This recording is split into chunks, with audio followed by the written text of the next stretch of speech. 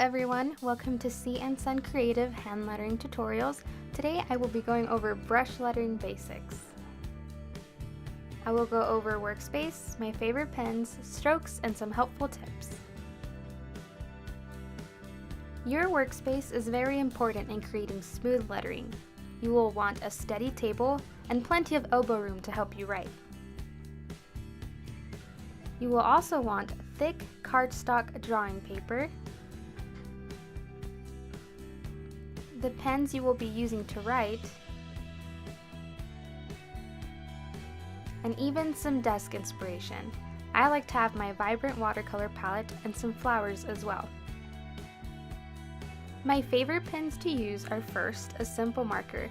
I'm using a Crazy Art marker. These produce a brush lettering effect, and you probably have one of these lying around your house that you can use as you watch this tutorial. Second is the Tombow dual brush pen. It has a flexible brush tip and a fine tip all in one marker and works like a paintbrush to create thin and thick strokes.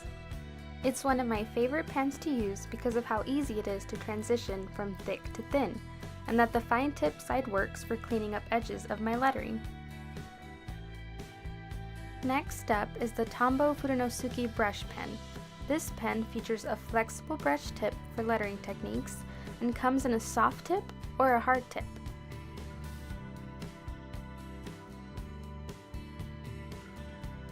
And lastly is the Sharpie brush pen. This marker also creates fine lines and bold strokes for your lettering. Use these pens to help you start lettering like a pro. I will be demonstrating the 8 basic strokes for brush lettering using the Tombow dual brush pen. First is the downstroke. This stroke uses full pressure when going down. Second is the upward stroke. This stroke uses very light pressure when going up. Third, the underturn. As you begin going under, you will need to transition from thick to thin. And if you're having a hard time controlling your pen, put your grip closer to the tip of the pen. This will help you have better control. Fourth, the overturn. As you begin going over, you will need to transition from thin to thick. Fifth is the compound curve. This transition goes from thin to thick, then back to thin. Sixth is the oval. You will begin with thin at around 2 o'clock, transition to thick, and then back to thin as you connect the oval. Seventh, the ascending stem loop. You will begin with thin as you come up and then transition to thick as you go down. And lastly, the descending stem loop. This stroke is thick as you go down and transitions to thin as you come up. And those are the 8 basic strokes to help you get started with brush lettering. Use these when practicing your lettering to create beautiful transitions. Here are some helpful tips to get you started lettering. Use your grocery list as inspiration for things to letter, or go into your iPod, find a song you like, and use some of those lyrics as inspiration.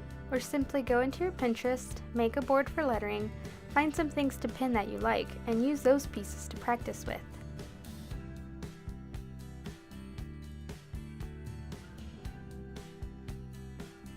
Or lastly, just write out the ABCs. My next tip is to not write quickly. Always pace yourself to pay close attention to the detail of your writing. This will make it easier to master your transitions from thick to thin, and also to clean up your edges. And lastly, practice, practice, practice.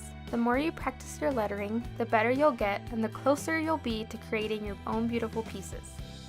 So thanks for watching. Don't forget to check out some of my other tutorials and be sure to subscribe if you liked this video. See ya!